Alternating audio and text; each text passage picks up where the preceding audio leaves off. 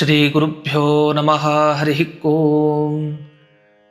ಯೋಂತಃ ಪ್ರವಿಶ್ಯ ಮಮ ವಾಚಮಿಮಾಂ ಪ್ರಸುಪ್ತಾಂ ಸಂಜೀವಯತ್ಯಖಿಲ ಶಕ್ತಿಧರಸ್ವಧಾಮ್ನ ಅನ್ಯಾಂಶ್ಚ ಹಸ್ತಚರಣಶ್ರವಣತ್ವಗಾದೀನ್ ಪ್ರಾಣಾನ್ನಮೋ ಭಗವತೆ ಪುರುಷಾಯ ತುಭ್ಯಂ.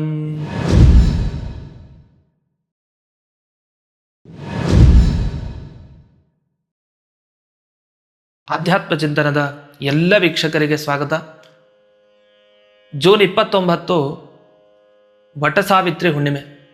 ವಿಶೇಷವಾದ ವ್ರತವನ್ನು ಎಲ್ಲ ಸ್ತ್ರೀಯರು ಆಚರಿಸಬೇಕು. ವಟಸಾವಿತ್ರಿ ವ್ರತ ಅಂತಲೇ ಪ್ರಸಿದ್ಧ. ಅದು ಎಂಥ ಸ್ತ್ರೀಯರು, ಯಾರು ಮುತ್ತೈದೆಯರೋ ಅವರು ವಿಶೇಷವಾಗಿ ಆಚರಣೆ ಮಾಡಬೇಕು. ಇದು ಮಾಡೋ ಉದ್ದೇಶ ಏನು? ಗಂಡನಿಗಾಗಲಿ, ಮನೆಯಲ್ಲಿ ಮಕ್ಕಳಿಗಾಗಲಿ, ದೊಡ್ಡವರಿಗಾಗಲಿ, ತನಗಾಗಲಿ ಎಲ್ಲರಿಗೂ ಒಳ್ಳೆಯದಾಗಲಿಕ್ಕೆ. ಒಳ್ಳೆಯದು ಅಂದರೆ ಈಗ ಎಷ್ಟೋ ಸಲ ಗಾಡೀಲಿ ಹೋಗ್ತಾ ಇರ್ತೀವಿ, ಅಪಘಾತ ಆಗುವಂಥ ಸಂಭವ ಇರುತ್ತೆ. ಅದಾಗದೇ ಇರೋದಕ್ಕೆ, ಅಥವಾ ಆರೋಗ್ಯ ಯಾರಿಗಾರು ಕೆಡಬಹುದು, ಆರೋಗ್ಯ ಕೆಡದೇ ಇರಲಿಕ್ಕೆ, ಇಲ್ಲ ಅನಾರೋಗ್ಯ ಇದೆ ಅದರ ಪರಿಹಾರ ಆಗಲಿಕ್ಕೆ, ಜೊತೆಗೆ ದುರ್ಮರಣ ಅದು ಯಾವ ರೀತಿ ಬರುತ್ತೋ ಮೃತ್ಯು ಗೊತ್ತಿಲ್ಲ, ಆ ಥರ ಮೃತ್ಯು ಹತ್ತಕ್ಕೂ ಬರಬಾರ್ದು ಅಂದರೆ ಇಂಥ ವ್ರತವನ್ನು ವಿಶೇಷವಾಗಿ ಮಾಡಬೇಕು. ಗಂಡನಿಗಂತೂ ಆಯುಷ್ಯ ಅಭಿವೃದ್ಧಿ ಆಗುತ್ತೆ. ಸ್ತ್ರೀಯರು ಅವಶ್ಯವಾಗಿ ಮಾಡಬೇಕಾದ ಕರ್ತವ್ಯ ಇದು. ಇನ್ನು ವಟಸಾವಿತ್ರಿ ಹುಣ್ಣಿಮೆಯನ್ನು ನಾವು ಆಚರಿಸೋದು ಹೇಗೆ ಅವತ್ತಿನ ದಿವಸ ಅಂದಾಗ, ಮೊದಲು ಪೂಜೆಗಿಂತ ಮುಂಚೆ ನೀವು ಸಿದ್ಧತೆಯನ್ನು ಮಾಡಿಕೊಳ್ಬೇಕು. ಏನು ಸಿದ್ಧತೆಯನ್ನು? ಒಂದು ಚಿತ್ರಪಟ, ಆ ಚಿತ್ರದಲ್ಲಿ ಯಾರ್ಯಾರು ಇರಬೇಕು ಅದು ಮುಖ್ಯ. ದೇವ್ರ ಫೋಟೋವನ್ನು ಸಾಮಾನ್ಯವಾಗಿ ಇಟ್ಕೊಳ್ತೀವಿ. ಆ ಥರ ವಟಸಾವಿತ್ರಿ ಫೋಟೋ ಅಂದರೆ ಹೇಗಿರುತ್ತೆ? ಸಾವಿತ್ರಿ ತಾನು ತನ್ನ ತೊಡೆಯ ಮೇಲೆ ಗಂಡನನ್ನು ಮಲಗಿಸಿಕೊಂಡಿದ್ದಾಳೆ. ಆ ಕಡೆಯಿಂದ ಯಮದೇವರು ಅನುಗ್ರಹ ಮಾಡ್ತಾ ಇದ್ದಾರೆ ಬಂದು. ಇನ್ನು ಆಲದ ಮರ ಇರುತ್ತೆ, ಜೊತೆಗೆ ದೇವರು ಬಂದು ಅನುಗ್ರಹ ಮಾಡ್ತಾ ಇದ್ದಾರೆ. ಇಂಥ ಒಂದು ಚಿತ್ರವನ್ನು ಇಟ್ಕೊಂಡ್ರೆ ಬಹಳ ವಿಶೇಷ. ಕನಿಷ್ಠ ಪಕ್ಷ ಸಾವಿತ್ರಿಯ ಚಿತ್ರ ಅಂತೂ ಇರಬೇಕು, ಯಮದೇವರಂತೂ ಇರಲೇಬೇಕು. ಇದಿದ್ರೆ ಬಹಳ ವಿಶೇಷ. ನೀವು ನೋಡ್ಬೋದು, ಇಲ್ಲೇ ಕಾಣ್ತಾ ಇದೆ. ಈ ರೀತಿ ಚಿತ್ರವನ್ನು ಸಿದ್ಧಪಡಿಸ್ಕೊಂಡು, ಅಥವಾ ರಂಗೋಲಿಯಿಂದ ನೀವು ಚಿತ್ರವನ್ನು ಬರೀಬಹುದು. ವಿಶೇಷವಾಗಿ ಅದೊಂದು ದೊಡ್ಡ ವ್ರತ ಆಗುತ್ತೆ. ಹಾಗಾಗಿ ರಂಗೋಲಿಯಿಂದ ಬರೀರಿ, ಅಥವಾ ಇನ್ಯಾವುದಾದ್ರು ಒಂದು ರೀತಿ ಪುಷ್ಪದಿಂದ, ಹೂವಿನಿಂದಲೇ ಕೆಲವರು ಚಿತ್ರದ ರೀತಿಯ ಅಲಂಕಾರ ಮಾಡ್ತಾರೆ. ಹೀಗೆಲ್ಲ ಮಾಡಿ ಪೂಜೆಯನ್ನು ನೀವು ಶುದ್ಧವಾಗಿ ಆ ಹುಣ್ಣಿಮೆ ದಿವಸ ಬೆಳಗ್ಗೆ ಪ್ರಾರಂಭ ಮಾಡ್ತೀರಿ. ಪ್ರಾರಂಭ ಮಾಡಿದಾಗ ನೀವು ಮುಖ್ಯವಾಗಿ ಏನು ಮಾಡಬೇಕು?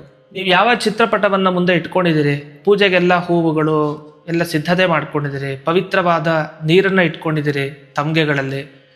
ಇದೇನೆಂದರೆ ಕಲಶದ ನೀರಿನಿಂದ ಪೂಜೆ ಮಾಡಬೇಕು ಅಂತಿಲ್ಲ, ಆದರೆ ಶುದ್ಧವಾದ ನೀರಾಗಿರಬೇಕು, ಕೊಳಕಾಗಿರಬಾರ್ದು ನೀರು. ಅಂಥ ಶುದ್ಧವಾದ ನೀರನ್ನು ಸಂಗ್ರಹ ಮಾಡಿಕೊಂಡು ಪಾತ್ರೆಗಳನ್ನ ಇಟ್ಕೊಂಡು ಸಂಕಲ್ಪವನ್ನು ಮಾಡ್ಕೊಳ್ಬೇಕು. ಸಂಕಲ್ಪ ಮಾಡಬೇಕಾದ್ರೆ ಯಥಾವತ್ತಾಗಿ ನಾವು ಮೊದಲಿಗೆ ಆಚಮನ ಮಾಡಬೇಕು, ಆಮೇಲೆ ಪ್ರಾಣಾಯಾಮ, ಆಮೇಲೆ ಸಂಕಲ್ಪ ಅಂತ. ಸಂಕಲ್ಪಕ್ಕೆ ಬಂದಾಗ ಯಾವ ತಿಥಿ, ಯಾವ ನಕ್ಷತ್ರ ಅದನ್ನೆಲ್ಲ ಹೇಳ್ಕೊಡ್ತೀರಿ. ಎಲ್ಲ ಆದ ಮೇಲೆ ಪ್ರಾರಂಭವನ್ನು ಹೀಗೆ ಮಾಡ್ತೀರಿ, ಸಕುಟುಂಬಾನಾಂ ಅಂತ. ಸಕುಟುಂಬಾನಾಂ, ಕುಟುಂಬದ ಎಲ್ಲರಿಗೂ ಈ ವ್ರತದ ಫಲ ಬೇಕಾಗಿದೆ. ಅದಕ್ಕೆ ಸಕುಟುಂಬಾನಾಂ ಕ್ಷೇಮ ಸ್ಥೈರ್ಯ ವಿಜಯ ದೀರ್ಘ ಆಯುಷ್ಯಾದಿ ಸಕಲ ಸೌಭಾಗ್ಯ ಪ್ರಾಪ್ತ್ಯರ್ಥಂ ಅಂತ ಹೇಳಿಕೊಂಡು ಮುಂದಕ್ಕೆ ಶ್ಯಾಮಲಾ ಸಹಿತ ಯಮಾಂತರ್ಗತ ಭಾರತೀರಮಣ ಮುಖ್ಯ ಪ್ರಾಣಾಂತರ್ಗತ ಶ್ರೀ ಲಕ್ಷ್ಮೀ ನೃಸಿಂಹ ಪ್ರೀತ್ಯರ್ಥಂ ವಟಸಾವಿತ್ರ್ಯಾಖ್ಯಂ ವ್ರತಂ ಅಹಂ ಕರಿಷ್ಯೆ ಅಂಥೇಳಿ ಉದ್ಧರಣೆಯಿಂದ ನೀರು ತಗೊಂಡು ಅರ್ಘ್ಯ ಪಾತ್ರೆಗೆ ಬಿಡ್ತೀರಿ. ಇದು ಸಂಕಲ್ಪ. ಸಂಕಲ್ಪವನ್ನು ಮಾಡಿ ಆಮೇಲೆ ಪೂಜೆಗೆಲ್ಲ ಏನು ಹೂವು ಇತ್ಯಾದಿಗಳನ್ನು ಸಿದ್ಧತೆ ಮಾಡ್ಕೊಂಡಿರ್ತೀರಿ. ಹೂವುಗಳಿಂದ ಅರ್ಚನೆ ಮಾಡಬೇಕು. ಮೊದಲಿಗೆ ಯಾರಿಗೆ ಅರ್ಚನೆ? ದೇವರಿಂದ ಪ್ರಾರಂಭ. ಮೊದಲು ಲಕ್ಷ್ಮೀ ನರಸಿಂಹ ದೇವರಿಗೆ, ಆಮೇಲೆ ಭಾರತೀ ರಮಣ ಮುಖ್ಯ ಪ್ರಾಣ ದೇವರಿಗೆ, ಆಮೇಲೆ ಶ್ಯಾಮಲಾ ಜೊತೆಗಿರುವಂಥ ಯಮದೇವರಿಗೆ ಅರ್ಚನೆ. ಯಮದೇವರಿಗೆ ಅರ್ಚನೆ ಮಾಡಬೇಕಾದ್ರೆ ಕೆಲವು ಯಮದೇವರ ಹೆಸರುಗಳಿದೆ. ಅದರಲ್ಲೂ ಜ್ಯೇಷ್ಠ ಮಾಸ ಬಂದಾಗ ವಿಶೇಷವಾಗಿ ಒಂದು ಯಮದೇವರ ರೂಪ, ಅದಕ್ಕೆ ದಾತ ಅಂತ ಹೆಸರು. ದಾತ ಅಂದರೆ ಎಲ್ಲವನ್ನ ಕೊಡೋನು ಅಂತ ಅರ್ಥ.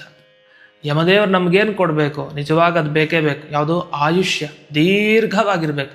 ನಾವು ಏನೇ ಸಾಧನೆ ಮಾಡಬೇಕು ಅಂದರೂ ಅದು ಮುಖ್ಯ. ಅದನ್ನು ದಾತ ಕೊಡುವಂತಹ ಆ ಯಮದೇವರ ರೂಪ.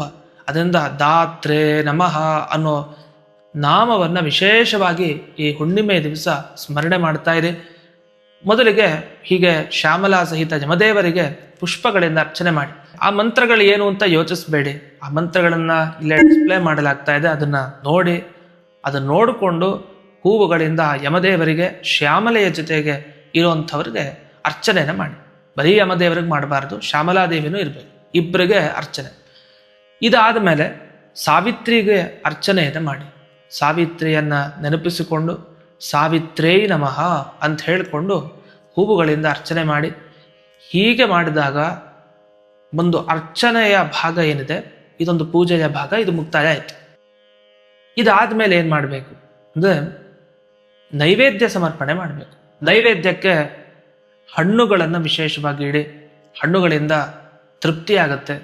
ನಂತರ ನೈವೇದ್ಯ ಆದಮೇಲೆ ಆರತಿಯನ್ನು ಮಾಡಬೇಕು. ಮಂಗಳಾರತಿಯನ್ನು ಮಾಡಬೇಕಾದ್ರೆ ಅಲ್ಲೂ ಮೊದಲು ದೇವರಿಗೆ ಆರತಿಯನ್ನು ಮಾಡಬೇಕು. ಅದಾದ ಮೇಲೆ ಮುಖ್ಯ ಪ್ರಾಣದೇವರಿಗೆ, ಅದಾದ ಮೇಲೆ ಯಮದೇವರಿಗೆ, ಆಮೇಲೆ ಸತ್ಯವಾನ್ ಸಾವಿತ್ರಿಗೆ. ಈ ರೀತಿ ಕ್ರಮವಾಗಿ ಆರತಿಯನ್ನು ಮಾಡಬೇಕು. ಇಷ್ಟು ಮಾಡಿದ ಮೇಲೆ ಮುತ್ತೈದೆಯರನ್ನು ಕರೆದಿರ್ಬೇಕು ಮನೆಗೆ. ಅವ್ರಿಗೆ ಈ ಮೊರದ ಬಾಗಿನವನ್ನು ವಿಶೇಷವಾಗಿ ಕೊಡಬೇಕು. ಎಷ್ಟು ಜನಕ್ಕೆ ಕೊಡ್ತೀರೋ ಅಷ್ಟು ವಿಶೇಷ, ನಿಮ್ಮ ಕೈಲಾದಷ್ಟು ಎಷ್ಟು ಸಾಧ್ಯನೋ ಕೊಡಬೇಕು. ದಕ್ಷಿಣೆ ಸಹಿತವಾಗಿ ಕೊಡಬೇಕು, ಅದನ್ನು ಮರೆಯೋ ಹಾಗಿಲ್ಲ. ದಕ್ಷಿಣೆ ಇಲ್ಲದೇನೆ ನಾವೇನು ಮಾಡಿದ್ರು ಕರ್ಮ ಅದು ಪೂರ್ತಿ ಆಗೋದಿಲ್ಲ. ಅದೊಂದನ್ನು ನೆನಪಿಟ್ಕೊಳ್ಳಿ. ಇನ್ನೊಂದು, ಇವತ್ತಿನ ದಿವಸ ಅರ್ಘ್ಯವನ್ನು ಕೊಡಬೇಕು. ಯಮದೇವರಿಗೆ ಅರ್ಘ್ಯ, ಸಾವಿತ್ರಿಗೆ ಅರ್ಘ್ಯ. ಈ ಅರ್ಘ್ಯವನ್ನು ಯಾವಾಗ ಕೊಡಬೇಕು? ಚಂದ್ರೋದಯ ಆದಮೇಲೆ ಅರ್ಘ್ಯ ಕೊಡಬೇಕು. ಯಮದೇವರನ್ನು ಕುರಿತು ನೀವು ಎಷ್ಟು ಸ್ತೋತ್ರ ಮಾಡ್ತೀರೋ ಇವತ್ತಷ್ಟು ಒಳ್ಳೆಯದು. ಯಮದೇವರು ಅಂದರೆ ಭಯದಿಂದ ನೀವು ಮಾಡದೇ ಇದ್ರೆ ಇನ್ನೂ ಆಯುಷ್ಯ ಕ್ಷೀಣ ಆಗುತ್ತೆ. ಯಮದೇವರ ಪೂಜೆಗೆ ಅಂತಲೇ ಮೀಸಲಾದ ವ್ರತ ಇದ್ದಾಗಿದೆ. ಆದ್ದರಿಂದ ಅವ್ರಿಗೆ ಅರ್ಘ್ಯವನ್ನು ಅವಶ್ಯ ಕೊಡಲೇಬೇಕು. ಸಾವಿತ್ರಿಯನ್ನು ಕೂಡ ವಿಶೇಷ ಸ್ಮರಣೆ ಮಾಡಿಕೊಡ್ಬೇಕು. ಯಾಕೆಂದರೆ ಮಹಾಭಾರತದಲ್ಲಿ ಪತಿವ್ರತೆಯ ವ್ರತ ಅಂತಲೇ ಪ್ರಸಿದ್ಧ ಈ ವಟಸಾವಿತ್ರಿ ವ್ರತ. ಹಾಗಾಗಿ ಆ ಪತಿವ್ರತೆಯ ಸಾವಿತ್ರಿಯ ಅನುಗ್ರಹ ಎಲ್ಲ ಸ್ತ್ರೀಯರಿಗೆ ಆಗಬೇಕು. ಹಾಗಾಗಿ ಅವಳಿಗೂ ಅರ್ಘ್ಯ ಕೊಡಬೇಕು. ಅರ್ಘ್ಯ ಮಂತ್ರ ಏನು ಅದನ್ನು ಕೂಡ ಇಲ್ಲಿ ಡಿಸ್ಪ್ಲೇ ಆಗ್ತಾ ಇರುತ್ತೆ, ಅದನ್ನು ಗಮನಿಸಬಹುದು. ಒಮ್ಮೆ ಆ ಅರ್ಘ್ಯ ಮಂತ್ರ ಏನಿದೆ ಅದನ್ನು ಹೇಳ್ತೀನಿ. ಯಮೋ ನಿಹಂತ ಪಿತೃಧರ್ಮರಾಜೋ ವೈವಸ್ವತೋ ದಂಡಧರಶ್ಚ ಕಾಲಃ ಪ್ರೇತಾಧಿಪೋ ದತ್ತಕೃತಾನುಸಾರಿ ಕೃತಾಂತಯೇತತ್ ದಶಕೃಜ್ಜಪಂತಿ ಅಂಥೇಳಿ ಶ್ಯಾಮಲಾ ಸಹಿತ ಯಮಾಯ ನಮಃ ಇದಮರ್ಘ್ಯಂ ಇದಮರ್ಘ್ಯಂ ಇದಮರ್ಘ್ಯಂ 3 ಸಲ ಅರ್ಘ್ಯವನ್ನು ಬಿಡಿ. ಇನ್ನು ಸಾವಿತ್ರಿಗೆ ಅರ್ಘ್ಯವನ್ನು ಕೊಡಬೇಕಾದ್ರೂ ಮಂತ್ರ ಇದೆ. ಅದು ಹೀಗೆ: ಅವೈಧವ್ಯಂಚ ಸೌಭಾಗ್ಯಂ ದೇಹಿತ್ವಂ ಮಮ ಸುವ್ರತೆ ಪುತ್ರಾನ್ ಪೌತ್ರಾಂಶ್ಚ ಸೌಖ್ಯಂ ಚ ಗೃಹಾಣಾರ್ಘ್ಯಂ ನಮೋಸ್ತುತೆ ಸತ್ಯವಾನ್ ಸಾವಿತ್ರೇ ನಮಃ ಇದಮರ್ಘ್ಯಂ ಇದಮರ್ಘ್ಯಂ ಇದಮರ್ಘ್ಯಂ ಅಂತ 3 ಸಲ ಅರ್ಘ್ಯವನ್ನು ನೀಡಿ. ಹೀಗೆ ಈ ಅರ್ಘ್ಯ ಪ್ರದಾನ ವಿಶೇಷವಾಗಿ ಮಾಡಬೇಕು. ಪೂಜೆ ಎಲ್ಲ ಆದಮೇಲೆ ತಪ್ಪದೆ ಕೃಷ್ಣಾರ್ಪಣವನ್ನು ಮಾಡಬೇಕು. ಕೃಷ್ಣಾರ್ಪಣ ಮಾಡೋದು ಹೇಗೆ? ಅನೇನ ವಟ ಸಾವಿತ್ರಿ ಪೂಜಾಕರಣೇನ ಭಗವಾನ್ ಶ್ಯಾಮಲಾ ಸಹಿತ ಯಮಾಂತರ್ಗತ ಭಾರತೀ ರಮಣ ಮುಖ್ಯ ಪ್ರಾಣಾಂತರ್ಗತ ಶ್ರೀ ಲಕ್ಷ್ಮೀ ನೃಸಿಂಹ ಪ್ರೀಯತಾಂ ಸುಪ್ರೀತೋ ವರದೋ ಭವತು ಶ್ರೀಕೃಷ್ಣಾರ್ಪಣಮಸ್ತು ಅಂಥೇಳಿ ಉದ್ಧರಣೆಯಿಂದ ನೀರನ್ನು ತಗೊಂಡು ಅರ್ಘ್ಯಪಾತ್ರೆಗೆ ಬಿಡಬೇಕು. ಆಗ ಪೂರ್ಣ ಆಯಿತು. ಆದರೆ ಪರಿಪೂರ್ಣ ಆಗಲಿಲ್ಲ, ಇನ್ನು ಪೂರ್ಣ ಆಯ್ತಷ್ಟೇ. ಪರಿಪೂರ್ಣ ಆಗಬೇಕು ಅಂದರೆ ಒಂದು ಕೆಲಸ ಮಾಡಬೇಕು. ಅರ್ಘ್ಯ ಎಲ್ಲ ಕೊಟ್ಟಾದ ಮೇಲೆ ಈ ಸಾವಿತ್ರಿ ಕಥೆಯನ್ನು ಕೇಳಬೇಕು ವಿಶೇಷವಾಗಿ. ಅದು ಕೇಳಿದ್ರೆ ಮಾತ್ರ ಪೂರ್ತಿ ಸಾವಿತ್ರಿ ವ್ರತದ ಫಲವನ್ನು ಅನುಭವಿಸಲಿಕ್ಕೆ ಸಾಧ್ಯ. ಹಾಗಾಗಿ ತಪ್ಪದೆ ಆ ವಟಸಾವಿತ್ರಿ ವ್ರತ ಕಥೆಯನ್ನು ಎಲ್ಲರೂ ಕೇಳಿ. ಅದು ನಮಗೆಲ್ಲ ಸಿಗತ್ತೆ ಅಂತ ಯೋಚನೆ ಬೇಡ, ಇದೇ ಆಧ್ಯಾತ್ಮ ಚಿಂತನದಲ್ಲಿ ಬಂದಿದೆ. ಇದೇ ವಿಡಿಯೋ ಡಿಸ್ಕ್ರಿಪ್ಷನ್ನಲ್ಲಿ ಆ ವಿಡಿಯೋ ಲಿಂಕನ್ನು ಕೂಡ ಹಾಕಲಾಗಿದೆ. ಅದರಿಂದ ಅದನ್ನು ಗಮನಿಸಿ ಪರಿಪೂರ್ಣವಾಗಿ ಆ ವ್ರತ ಕಥೆಯನ್ನು ಕೇಳಿ ಸಾವಿತ್ರಿಯ ಅನುಗ್ರಹವನ್ನು, ಹಾಗೆ ಯಮದೇವರ ಅನುಗ್ರಹವನ್ನು, ಆ ಲಕ್ಷ್ಮೀ ನರಸಿಂಹದೇವರ ಮುಖ್ಯ ಪ್ರಾಣದೇವರ ಅನುಗ್ರಹವನ್ನು ಪಡ್ಕೊಳ್ಳಿ. ಕುಟುಂಬಕ್ಕೆಲ್ಲರಿಗೂ ಒಳ್ಳೆಯದಾಗುತ್ತೆ. ಚಿಕ್ಕ ಮಕ್ಕಳಿಂದ ಹಿಡಿದು ದೊಡ್ಡವರವರೆಗೆ, ವಿಶೇಷವಾಗಿ ದಂಪತಿಗಳಿಗೆ ದೀರ್ಘ ಆಯುಷ್ಯ. ಇನ್ನೊಂದು ಮುಖ್ಯವಾದ ಕೆಲಸ, ಹತ್ತಿರದಲ್ಲಿ ಆಲದ ಮರ ಇತ್ತು ಅಂದರೆ ವಿಶೇಷವಾಗಿ ಅದಕ್ಕೆ ನೀರೆರಿಯೋದು ಬಹಳ ಪುಣ್ಯಪ್ರದ. ಪ್ರತಿ ದಿವಸ ಮಾಡಿದ್ರೆ ತುಂಬ ಒಳ್ಳೆಯದು. ಅದರಲ್ಲಿ ಈ ಹುಣ್ಣಿಮೆ ದಿವಸದಂದು ತಪ್ಪದೆ ಆಲದ ಮರಕ್ಕೆ ನೀರನ್ನು ಎರೆಯಿರಿ, ಬಹಳ ವಿಶೇಷ ಪುಣ್ಯ ಅನ್ನೋದಿದೆ. ಯಾಕೆಂದರೆ ಆಲದ ಮರಕ್ಕೂ ಈ ವಟಸಾವಿತ್ರಿ ವ್ರತಕ್ಕೂ ಸಂಬಂಧ ಇದೆ. ಸಾವಿತ್ರಿ ವ್ರತ ಅಂತ ಅಷ್ಟೇ ಹೇಳಲಿಲ್ಲ, ವಟ ಅಂತ ಹೇಳಿದೆ. ವಟ ಅಂದ್ರೇನು? ಆಲದ ಮರ ಅಂತ ಅರ್ಥ. ಅದು ಆಲದ ಮರದಲ್ಲಿ ಯಮದೇವರ ಪೂಜೆ ಮಾಡೋದು ತುಂಬ ವಿಶೇಷ. ಹಾಗಾಗಿ ಆಲದ ಮರ ಹತ್ತಿರಕ್ಕೆ ಸಿಗೋರು ವಿಶೇಷವಾಗಿ ಅಲ್ಲಿ ಪೂಜೆ ಮಾಡಿ, ಇಲ್ಲ ಆಲದ ಮರದ ಚಿತ್ರ ಮನೆಯಲ್ಲಿದ್ದರೆ ಅದರಲ್ಲೇ ಪೂಜೆ ಮಾಡಿ. ಅಂತೂ ಆಲದ ಮರಕ್ಕೆ ನೀರೆರಿಯೋದು ಬಹಳ ವಿಶೇಷ. ಅದರಿಂದ ದೀರ್ಘ ಆಯುಷ್ಯ, ಯಮದೇವರಿಗೆ ತೃಪ್ತಿಯಾಗುತ್ತೆ. ಈ ಒಂದು ಸಾವಿತ್ರಿಯ ವಿಶೇಷವಾದ ಮಹಿಮೆ ನಮಗೆ ವೇದವ್ಯಾಸರೇ ಕೊಂಡಾಡಿದ್ದಾರೆ. ಮಹಾಭಾರತದ ವನಪರ್ವದಲ್ಲಿ ಅನೇಕ ಅಧ್ಯಾಯಗಳಲ್ಲಿ ವಿಸ್ತಾರವಾಗಿ ಸಾವಿತ್ರಿ ಅಂದರೆ ಎಂಥವಳು ಅಂತ ಮುಕ್ತ ಕಂಠದಿಂದ ಬಾಯಿ ಬಿಟ್ಟು ಹೊಗಳಿದ್ದಾರೆ. ಅವಳ ಪಾತಿವ್ರತ್ಯ ಅಂಥದ್ದು ಅಂತ. ಅಷ್ಟೇ ಅಲ್ಲ, ಆ ಕಥೆಯನ್ನು ಕೇಳಲೇಬೇಕು ಎಲ್ಲ ಸ್ತ್ರೀಯರು ಅಂತ ಒತ್ತು ಕೊಟ್ಟು ಹೇಳಿದ್ದಾರೆ. ತುಂಬ ಒಳ್ಳೆಯದು ದೀರ್ಘ ಆಯುಷ್ಯಕ್ಕೆ ಅಂತ ನಾವು ಮಹಾಭಾರತದ ಮುಖಾಂತರ ಗಮನಿಸ್ಬೋದು. ಹಾಗಾಗಿ ತಪ್ಪದೆ ಆ ಸಾವಿತ್ರಿ ಮಹಿಮೆಯನ್ನು, ಅಂತ ಸಾವಿತ್ರಿಯ ಕಥೆ ಏನಿದೆ ಅಷ್ಟನ್ನೂ ಪೂರ್ಣವಾಗಿ ಕೇಳಬೇಕು. ಮತ್ತು ಈ ವ್ರತವನ್ನು ವಿಶೇಷವಾಗಿ ಖಂಡಿತ ಆಚರಿಸಿ ಪುಣ್ಯ ವಿಶೇಷ ಬರುತ್ತೆ. ಕಥೆ ಕೇಳೋದು ಒಂದು, ಹಾಗೆ ವ್ರತದ ಆಚರಣೆ ಮತ್ತೊಂದು.